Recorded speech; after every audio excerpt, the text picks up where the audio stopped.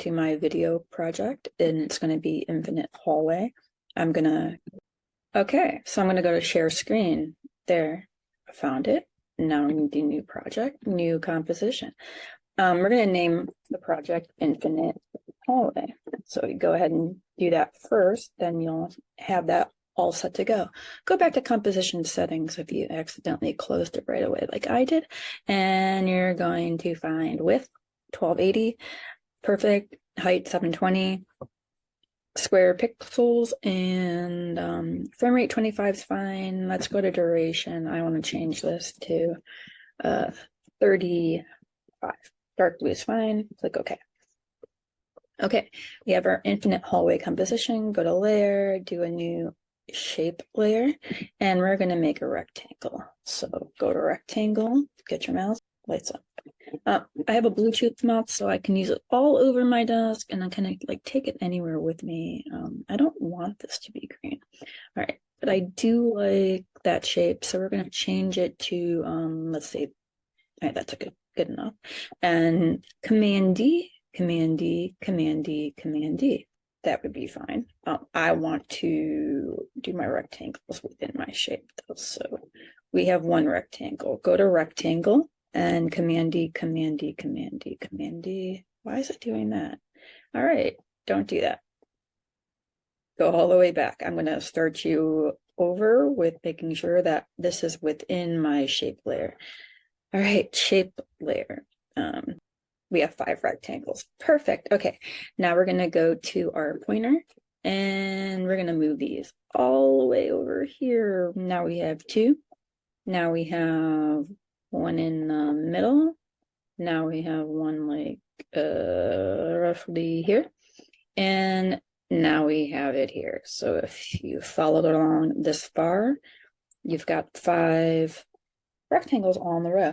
Why don't we just have a little bit more fun and change that to that's pretty. Okay, now make your shape layer 3D. That way this is all in 3D, and go to transform, and the Y rotation is going to be -90. Hit OK there, and take your mouse and you're going to want to move it all the way here to the left. Now, go back to, I don't know, lock in the position while you're here, lock in your X, Y, and Z.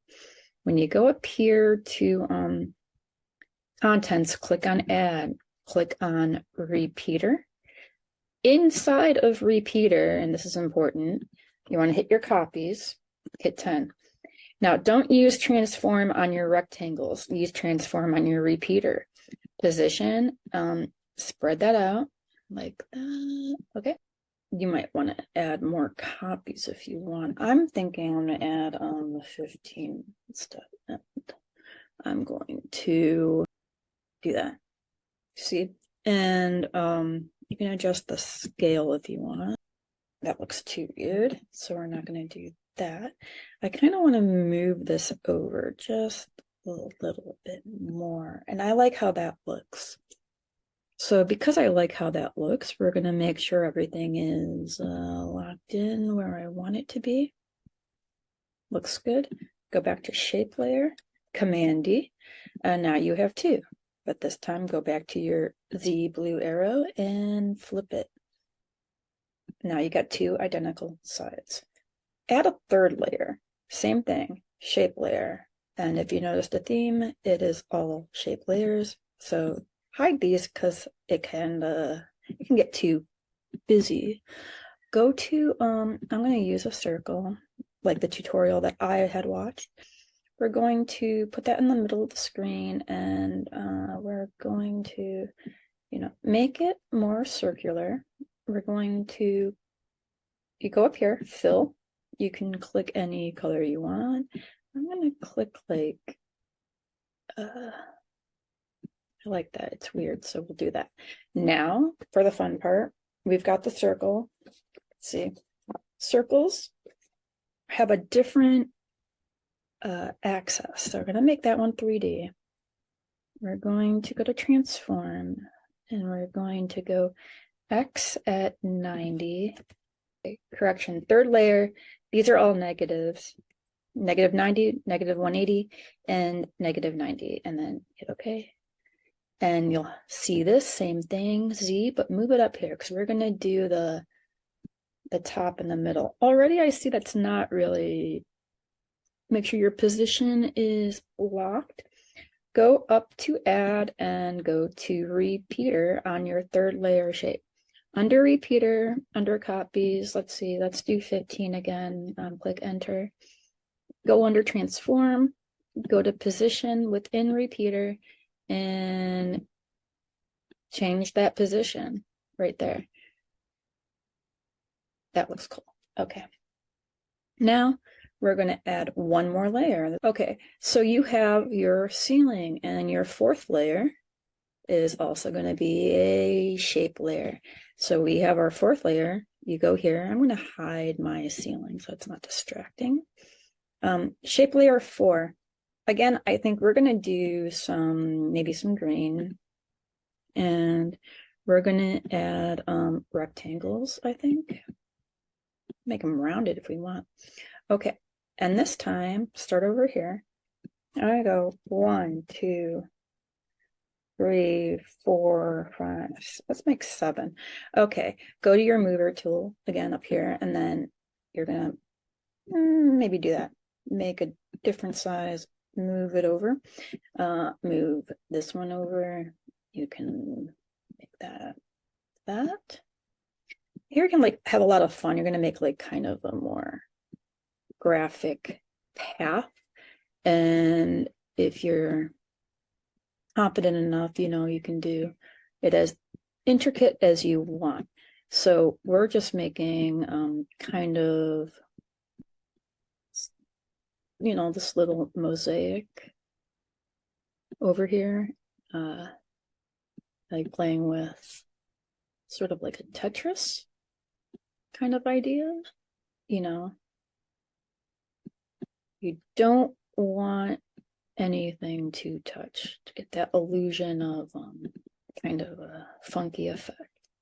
So I'm gonna do my very best to not have that happen while you watch me do it slowly. Okay, that is my last shape. Good. All right, so I'll just drag that one down. Yeah, there you go. All right, now we have all our shapes. Let's select all our shapes here, make them all 3D.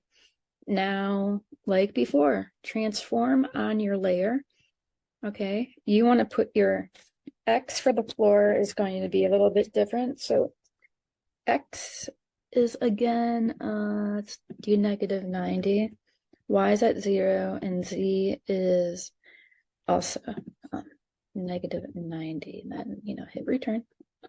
You want to take that Z blue arrow, and then you want to lay it down.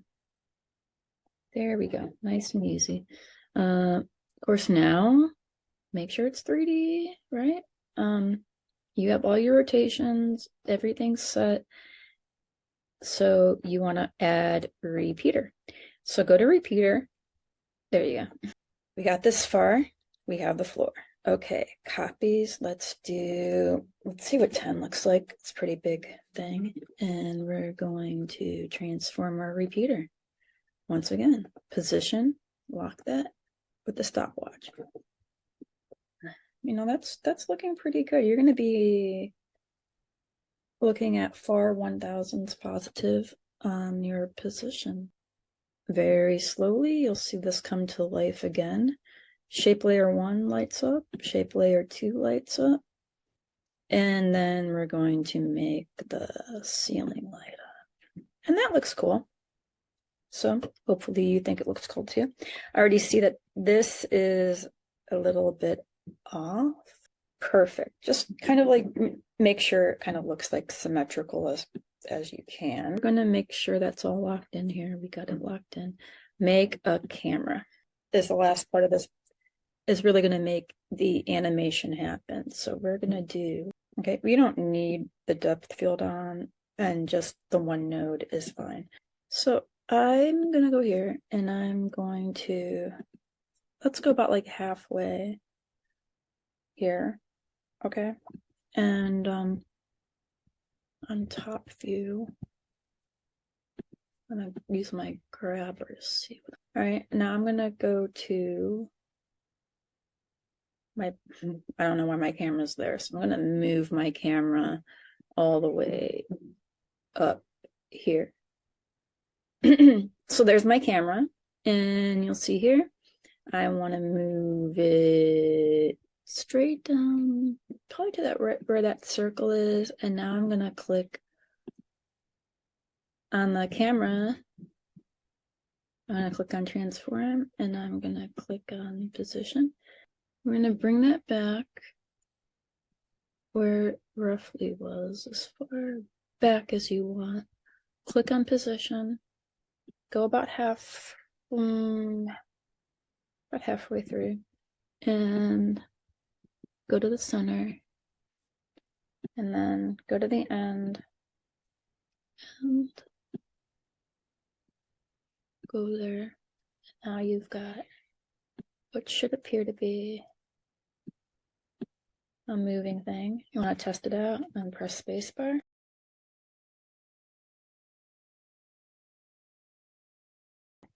And go back to your shape layer 4. Go back to your shape composition, and that's all you're going to see. Okay, make your bricks larger, just like I did here. And then you're going to make them also, you're going to make them an alpha. Take away any parenting if you did that. Don't do that. Put your bricks on top of your shape layer. So if you hide the bricks, you're going to see that with the turbulence on there. And track matte, go all the way down to matte, alpha matte. And that's all you need to do. That's what that looks like. Okay. All right. Go all the way back to the beginning. Make sure your camera's at the start, and then you go far back like you do for our other footage. Put down your stopwatch, go about halfway through, zoom to like that halfway keyframe. So yeah, don't make it more complicated than it has to be, I guess.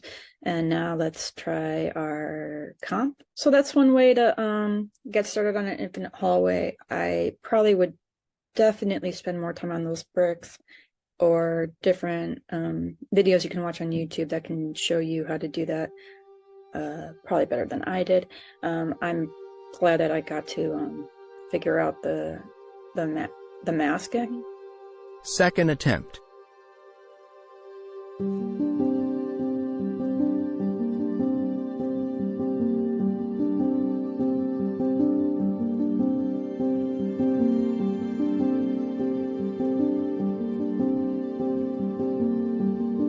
And lastly, this one experiment.